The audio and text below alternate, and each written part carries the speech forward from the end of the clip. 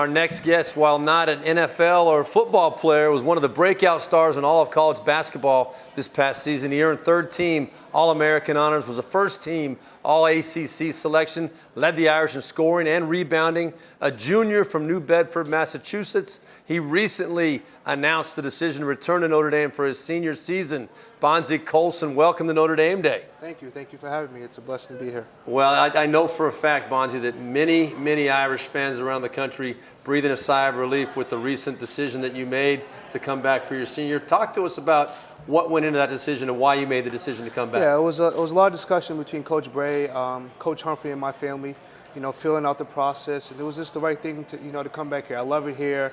My family that I discussed, I was to come here to get my degree, and that's the most important thing. I wanted to get my degree and just learn on and off the court. And I think having another year here, developing myself as an individual is something that I could do. Well, that's awesome. Now, your dad, you come from a basketball family now. He was a coach at George Washington University and Boston College in the Northeast. How did you end up coming to Notre Dame? All these options up in the Northeast, you chose to come play for the Irish. How did that happen? Yeah, I think I had a great relationship with Coach Brey and Coach Inglesby, the former coach who recruited me. And then, my visit here, I loved it here. I felt the love. It was a great community. I just fell in love with the campus. And once I got here, I knew it was a place for me to be.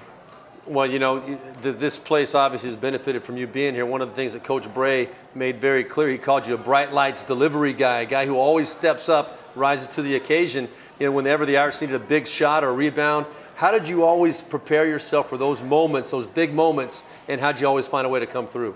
Just staying composed and just staying focused throughout the whole game, and trying to do anything I could do to help my team win.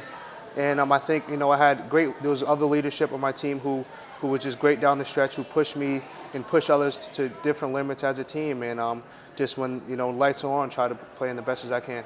Yeah, well, one of the things that people are going to kind of mourn a little bit is the loss of a couple of key players next year, VJ Beecham and Steve Asturia. These are guys that are going to be missed. How are you guys going to make up for the loss of that kind of leadership and that kind of consistency? Yeah, obviously those are two guys who've had great impact within this program. But everybody's ready to play and step in new positions and to they show their game to the world. And I think we've had players and great leadership and coaching staff who've developed players to be ready for this type of atmosphere and to be ready to play. And I think as a team we're ready to make the next step and to get to new heights.